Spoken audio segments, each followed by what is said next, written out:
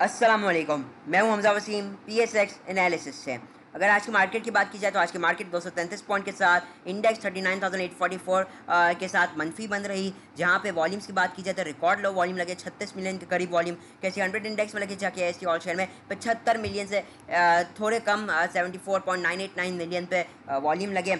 अच्छा, वॉल्यूम्स में इतनी कमी की वजह पॉलिटिकल अनसर्टेनिटी है। हमने देखा नून लीग जो इलेक्शन जीती, हमजा शहबाज वज़ीर आला बना पंजाब का, सिर्फ उसका कोई पॉजिटिव इम्पैक्ट इसलिए नहीं आया क्योंकि वही अनसर्टेनिटी की बात है। अभी तक ये जो ये डिस्प्यूट्स चल रहे हैं, ये जो हल्के हल्के मसले मसाइल चल रहे हैं, जो कि अपोजिशन की तरफ से भी इतने मसले मसाइल आ रहे हैं, उसकी वजह से ये जो अनसर्टेनिटी अभी तक ख़त्म नहीं होती हुई दिखाई दी। उसकी वजह से आज वॉल्यूम्स में भी एक बड़ी कमी देखने को मिली। ओवरऑल डॉलर तो अपनी ऊंची उड़ान पे है। आए दिन नए रिकॉर्ड हम देख रहे हैं कि डॉलर टच करता हुआ नज़र आ रहा है। उसी साइड पर हम देखें तो क्रूड ऑयल में भी स्लाइट इजाफा हुआ है। 95-50 के आसपास चल रहा है, अराउंड 86 सेंट प्लस है। जहाँ पे इंडिया की मार्केट की बात की जाए तो 306 पॉइंट नेगेटिव बन रही। इवन जो अमेरिका की मार्केट थी वो भी 1.87% नेगेटिव बन रही थी फ्राइडे को। अभी उसके जो फ्यूचर्स है वो अराउंड आधे % पॉजिटिव है। जहाँ पे अगर हम दूसरी चीज़ें चेक करें, जिसके अंदर आज के जो टॉप कंट्रीब्यूटर्स और टॉप लूज़र्स थे, उसके अंदर सबसे पहला लॉट केमिकल। इसके हवाले से न्यूज़ चली कि ICI पाकिस्तान इसके 75% के करीब शेयर ख़रीदना चाह रही है, इंटरेस्ट शो किया। मज़ीद देखा जाए तो एंग्रो फर्टिलाइज़र में एक तो ये पॉजिटिविटी रही। जहाँ नेक्स्ट पे मारी सीमेंट में भी एक अच्छा, सॉरी मारी पेट्रोलियम में एक काम हुआ। जहाँ कोहाट सीमेंट में थोड़ा पॉजिटिविटी देखी। यूनिटी में भी आज अच्छा बाउंस बैक देखा। JDWS इसमें थोड़ा काम, और फिर मज़ीद आप देख सकते हैं तकरीबन कोई खास शेयर नहीं है। MTL AGPS slight positivity contribute करते रहे। नेगेटिव साइड पर दाऊद हरक्यूलस, फौजी fertiliser company, UBL, Engro, BAHL, हपको, HBL, MCB, OGDC, PPL, FFBL, TRG, BAFL, MEBL और थल रहे। अच्छा, आज मार्केट की कुछ अच्छी चीज़ें भी थी, कुछ नेगेटिव चीज़ें भी थी। अगर हम सबसे पहले अच्छी चीज़ की बात करें तो मार्केट में एक तो ये जो फ्राइडे को लो लगा था उसको ब्रेक नहीं किया। दूसरी चीज़ अपने लो से थोड़ा और दूर होकर बंद रही, ये भी एक काफ़ी पॉजिटिव चीज़ थी। मज़ीद जो नेगेटिव चीज़ें थी वो ये थी कि अब वॉल्यूम्स में गिरावट है, लेकिन ये कि नेगेटिविटी में वॉल्यूम गिरावट है, तो ये ऑल्दो स्लाइट पॉजिटिव हुआ। लेकिन ये कि नेगेटिविटी आज मार्केट में रही, मार्केट स्टिल परफॉर्म नहीं कर पाई, ये थोड़ी नेगेटिव चीज़ें रही। जहाँ स्टॉक्स के हवाले से कई अच्छी चीज़ें थी, कई स्टॉक्स ने अपना लो ब्रेक नहीं किया और फिर थोड़ी डिप लेने के बाद अपने हाइस को ब्रेक करते हुए दिखाई दिए। इंशाल्लाह उसके हवाले से भी आज बात की जाएगी। तो ओवरऑल तो देखा जाए तो मुझे तो स्टिल आज का बेहतर लगी है मार्केट, बहुत बुरी तो नहीं लगी। ठीक है, आज हमने देखा जाए यूनिटी में एक बाउंस बैक आया, इसने अपने जैसे तो डिप ली 17 रुपये 30 पैसे तक ली, लेकिन तो एक हाई 18.5 रुपये का मारा, जो कि आप समझ लीजिए फ्राइडे के दिन से ऊपर था। तो ये एक बहुत पॉजिटिव चीज़ है मेरे नज़दीक। इसी के साथ TPLP को देखें, लो मारा, ऑस्ट्रेलिया का अच्छा आइडिया। PRL को देख ले, अब AVN को देख लें। अच्छा, ये वो सारे शेयर्स हैं जिन्होंने डिप तो ली लेकिन अपने हाइज ब्रेक किए। तो पाक इलेक्ट्रॉन में एक अच्छी डिप के बाद एक अच्छा बाउंस बैक आया। TRG बाउंस बैक हुआ, नेट सॉल्ट, चिराग सीमेंट, तो अलग अलग तरीके से ओवरऑल तो मुझे बेहतर लग गया है। उसके हवाले से इंशाल्लाह हम आएंगे स्टॉक्स के हिसाब से भी। हालांकि कुछ स्टॉक में काफ़ी नेगेटिविटी भी रही। बहरहाल उसके हवाले से हम देखेंगे, लेकिन अब हम चलते हैं अगर टेक्निकली इंडेक्स को अगर देखें तो सबसे पहला चीज़ वीक का जो आगाज़ हुआ है वो नेगेटिव हुआ है। RSI की बात की जाए डेली टाइम फ्रेम में तो अभी RSI तकरीबन 35 पे ही है। जहाँ पे आवरली टाइम फ्रेम में हम थोड़ा देखें तो RSI 39 पे है, ओवर पोजीशन के काफ़ी ऊपर आ चुका है। अब वीकली टर्म, क्योंकि ये वीकली टाइम फ्रेम है, सॉरी आवरली टाइम फ्रेम है, तो आवरली टाइम फ्रेम पे ये मार्केट को एनालाइज करते हैं। अच्छा, तो मार्केट का आवरली टाइम फ्रेम के हिसाब से अगर मार्केट को देखें तो मार्केट एक मुसलसल एक गिरावट का शिकार थी अराउंड 42,500 से। ये भी फ्राइडे का ही दिन था गालिबन। उसके बाद मार्केट एक शदीद एक प्रीवियस वीक तो पूरा एक नेगेटिव रहा, ऑल्दो थोड़ा बाउंस बैक आया। तो ओवरऑल पिछला वीक जो था उसमें एक हमने तकरीबन आप पॉइंट्स के हवाले से बात की जाए तो अराउंड 2900 पॉइंट के 3000 पॉइंट के करीब ही मार्केट ने डिस्काउंट किया और अभी तक उसके अगेंस्ट एज सच कोई रिकवरी नहीं लिया। अच्छा, रिकवरी का फेज़ आगाज़ जो होगा वो तो इनिशियली इसका जो लेवल आप लोग को प्रीवियस वीडियो में बताया वो 40,600 के ऊपर होगा, 600 से 700 के ऊपर। ऑल्दो जो छोटे आपको जो ट्रिगर लेवल्स होंगे वो तो वैसे भी आप लोगों को पहले ही बता दिए गए हैं। अच्छा, अब मार्केट के हिसाब से थोड़ा अगर हम देखें तो आज जो मार्केट ने ये एक जो बड़ा डिप ली है, ये आप देख रहे हैं, इसके अगेंस्ट अभी तक कोई रिकवरी नहीं आई और एक्सपेक्टेशंस तो यही है कि मार्केट उसके अगेंस्ट एक रिकवरी ज़रूर शो करेगी, क्योंकि RSI को भी देखा जाए तो एक हाईली ओवरसोल्ड पोजीशन के अंदर है। अगर हम इवन 2 आवर्स का टाइम फ्रेम देखें या 3 आवर्स का भी आप देखें, 2 आवर्स भी हाईली ओवरसोल्ड पोजीशन पे है। अगर आप 3 आवर्स मस्जिद में इसे ले चलूँ 3 आवर्स पे, तो आप 3 आवर्स का भी टाइम फ्रेम देखेंगे तो ओवरसोल्ड के बाद अब यहाँ पे एक छोटा सा एक ब्रेक आता हुआ नज़र आ रहा है मार्केट पे। अब क्या चीज़ है मार्केट के जो सबसे अच्छी चीज़ तो ये तो आज का इंडेक्स करा उस अपना लो ब्रेक नहीं किया। अब जब लो ब्रेक नहीं किया है तो अब ये अपना हाई की तरफ मूव कर रही है। हाई कौन सा हाई? ये मूव कर रही है 40,200 की तरफ मार्केट, ठीक है। आज का लो जो रहा उसको जो मार्केट ने मारा 40,700 के पास, इस लो के बाद एक बाउंस बैक अच्छा आया है।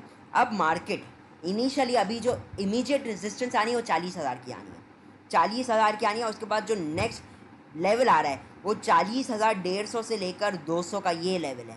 इससे मार्केट टारगेट करती हुई नज़र आ रही है।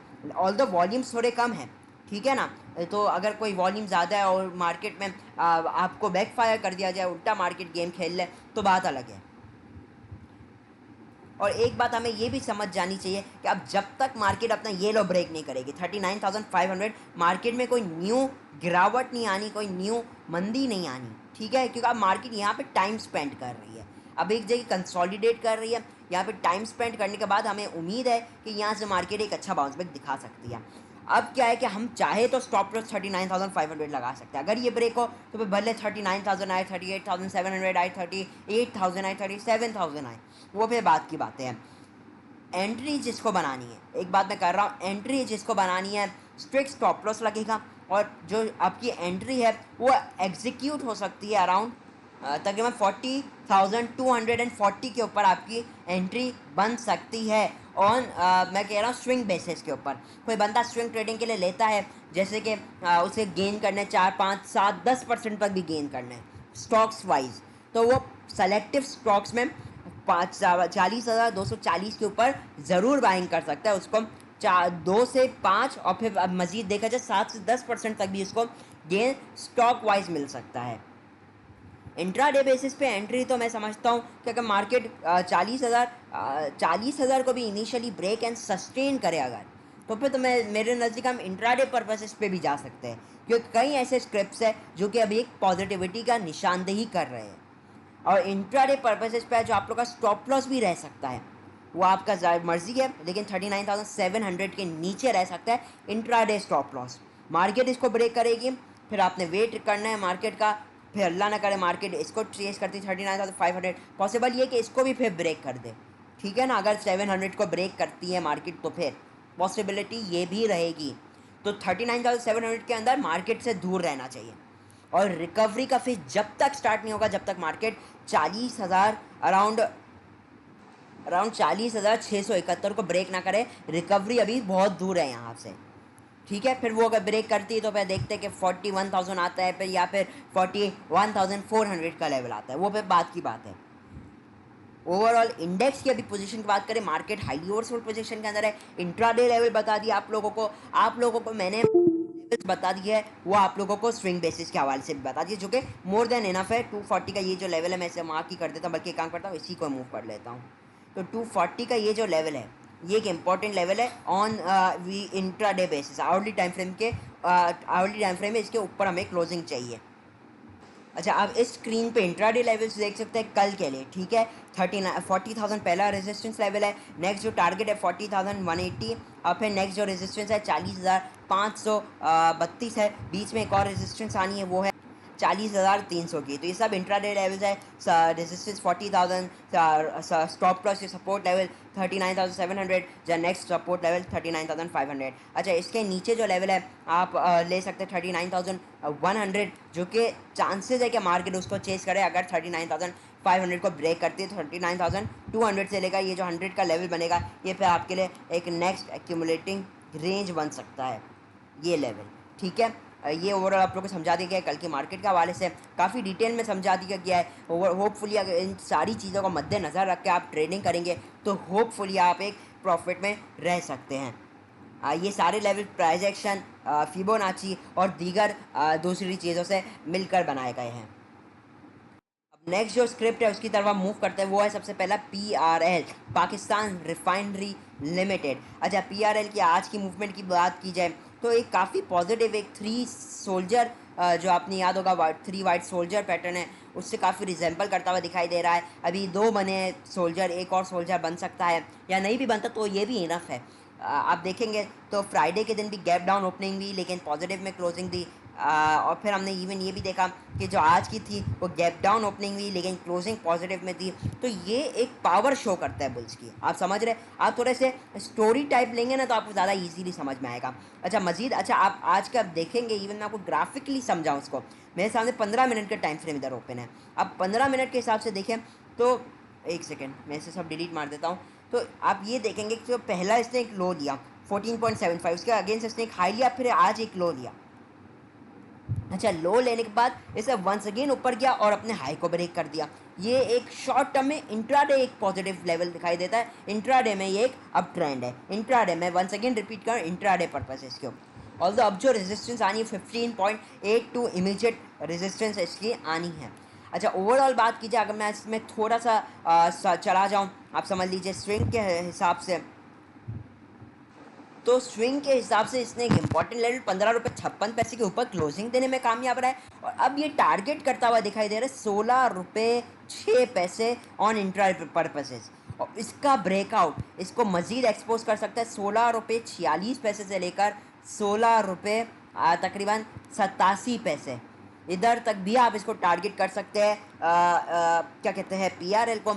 अच्छा, stop loss wise intraday purpose इसके लिए जो स्टॉप लॉस रहेगा वो आप चाहे तो 15 रुपये 40 पैसे बहुत ही मिनिमल स्टॉप लॉस है, वरना आप चाहे जो अच्छा स्टॉप लॉस है नॉमिनल वो 15 रुपये 12 पैसे है। अगर आप थोड़ा मज़ीद 2 4 6 घंटे मतलब सुबह बाई करके आखिर तक होल्ड रखते हैं तो फिर ये आपके लिए रहेगा, वरना मतलब आप बहुत छोटी छोटी ट्रेड लेते हैं तो 15 रुपये 40 पैसे है। जहाँ आपके लिए स्विंग बेसिस के हवाले से बात की जाए तो मज़ीद जो अल्टीमेट स्टॉप लॉस लेवल है वो तो इसका 14 रुपये 75 पैसे रहेगा मज़ीद ऊपर वाले टारगेट्स को हिट करने के लिए। 16 रुपये 8 पैसे, 16 रुपये 46 और 16 रुपये 87 पैसे, उसका ब्रेकआउट मज़ीद इसको एक्सपोज कर सकता है अराउंड 17.5 से लेकर 18 रुपये तक।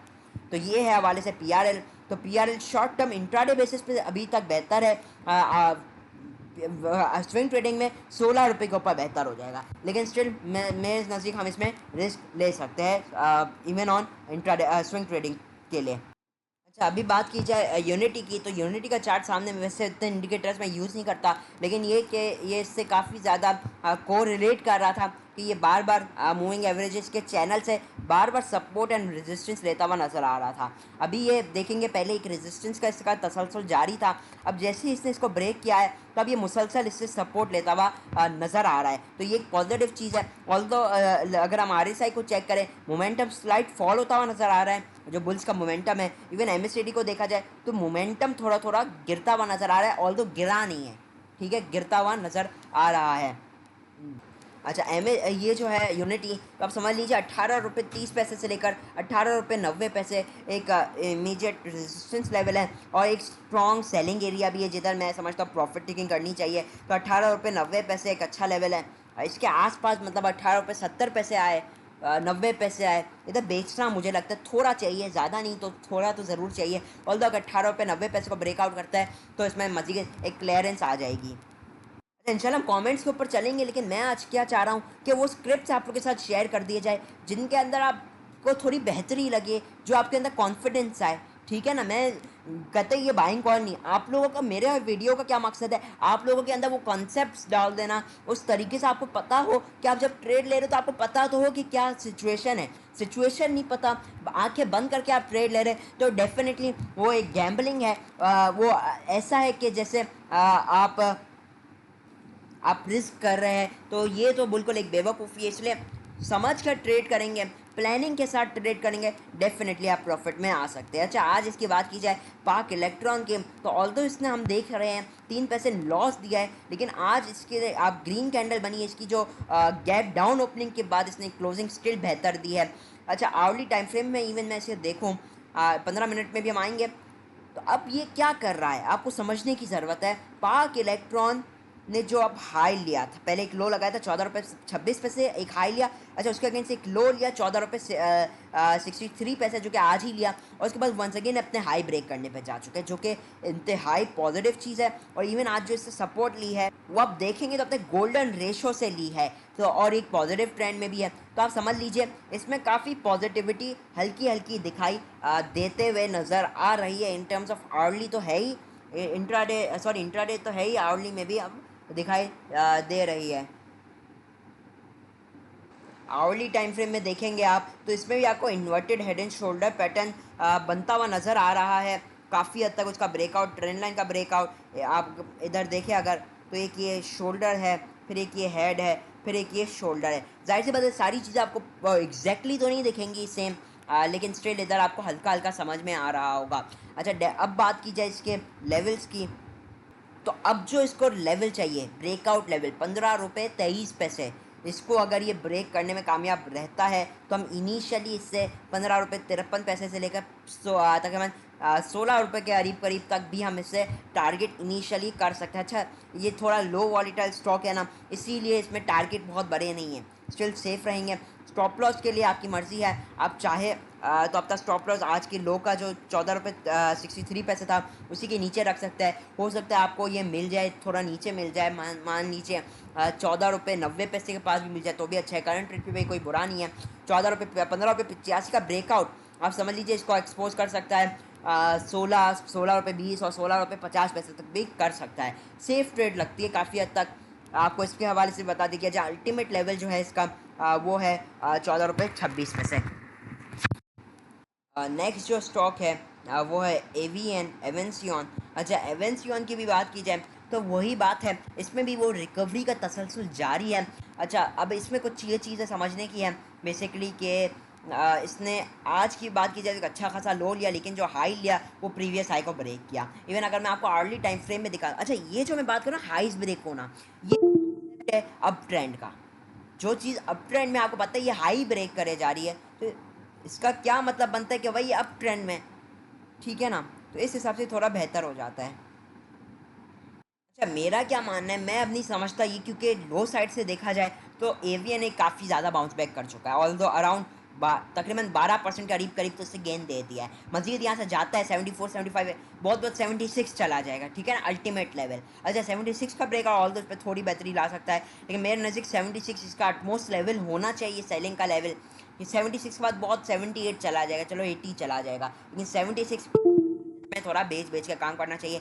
वही बात है, ओवरबॉट की पोजीशन में भी आ रहा है एक अच्छा खासा, ये ऑलरेडी गेन दिखा चुका है, तो एवीएन से थोड़ा आपने बच के रहना है। ऑल्दो अप ट्रेंड के अंदर है, स्टिल है, थोड़ा सा आप गेन और ले पाएंगे, लेकिन अब इसमें एक लिमिट तक ये बढ़ चुका है। ऑल्दो 76 का ब्रेकआउट इसमें मजीद बेहतरी ला सकता है। अच्छा, प्रेशर के लिए जो लेवल आ सकता है, प्रेशर जिसके अंदर बनेगा वो होगा 7150 के नीचे, या आज का लो आप मान लीजिए, उसके नीचे इसके अंदर प्रेशर है। अच्छा, नेक्स्ट जो स्टॉक है वो है डीजी खान सीमेंट। अच्छा, डीजी खान सीमेंट के हवाले से कुछ ये बात है कि डीजी खान एक तो पहले के सपोर्ट लेवल से सपोर्ट भी लेता हुआ नज़र आ रहा है, एक बड़े डाउनफॉल के बाद अब करंटली अब हमें इसमें एक एक्यूमुलेशन दिख रही है, यहाँ पे कंसोलिडेशन कह लीजिए, कंफर्मेशन नहीं, अभी एक्यूमुलेशन है। एक बड़ा गिरावट अराउंड 13% का जो गिरावट था उसके अगेंस्ट अब ये एक अपने आप को कंसोलिडेट कर अपने आप को रोक रहा है, अपने आप के लिए एक नया ट्रेंड का प्रेपरेशन कर रहा है। इसका जो ऑल्दो एक लेवल है, जाहिर सी बात है वो तो 55 रुपये का ही लेवल है इसका ब्रेकआउट, ऑल्दो इसके लिए बेहतरी ला सकता है तकरीबन 55 रुपये 70 पैसे, लेकिन स्टिल वो तो काफ़ी दूर है ना। यहाँ से अगर आप कैलकुलेट करें तो करंट रेट से वो अभी अराउंड 2% दूर है, वो भी एक इनफ टारगेट बन जाता है। क्योंकि तो अभी क्या करा जा सकता है कि इसके अंदर भी ट्रेड ली जा सकती है।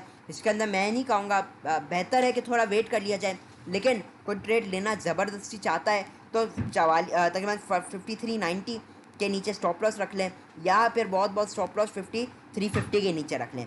और टारगेट इनिशियली क्या कर सकते हैं वो लोग, 56 का पहला टारगेट बना सकते हैं।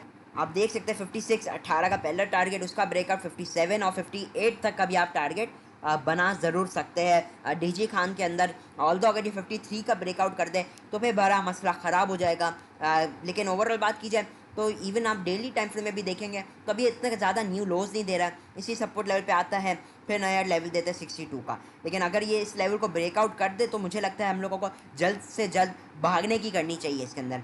तो DGKC not the best trade, but definitely you can watch out. 56 के ऊपर अगर चला जाए तो फिर नो प्रॉब्लम 57 58 का आप टारगेट ले सकते हैं। अच्छा, अभी अगर आप लोग को थोड़ा मज़ा आ रहा हो वीडियो में, या थोड़ी सी भी इन्फॉर्मेशन मिली हो, या थोड़ा सा भी आपको हेल्पफुल लगी हो वीडियो, तो डेफिनेटली वीडियो को लाइक और चैनल को सब्सक्राइब करना मत भूलिएगा। इंशाल्लाह ऐसी इन्फॉर्मेटिव वीडियो हमारी कोशिश होती है कि डेली आप लोग के साथ शेयर की जाए, डेली के आपको स्टॉक्स बताए जाए जो कि आप बेहतरीन मुनाफा कमा सकें, आपको आइडियाज़ देने की, क्योंकि आपको तो ट्रेड लेनी है, तो आप लोगों को हम कुछ आइडियाज़ देते हैं। ठीक है, अब चलते हैं आप लोगों के कॉमेंट्स के ऊपर। नासिर साहब कह रहे हैं great analysis, please also make a video for long term plan with dividend paying. काफ़ी बड़ा कमेंट है। Capital appreciation of shares will be plus point. इंशाल्लाह इसके ऊपर मेरी कोशिश है वीडियो बनाने की, बस टाइम नहीं मिलता, इसलिए मैं बाइंग कॉल भी एक ही वीडियो के अंदर डाल देता हूँ। बहरहाल उस्मा खुर्शीद कह रही हैं today's video is very informative, thank you very much Usma Khurshid, मतलब कि फ्राइडे वाली वीडियो। बहरहाल नेक्स्ट जो कॉमेंट है वो है उमर्स व्लॉग का। वो कह रहे हैं ATRL 157 की बाइंग है। बाकी आपने काफ़ी सारे स्टॉक बताए हैं, मैं बहरहाल ATRL को कवर कर देता हूँ।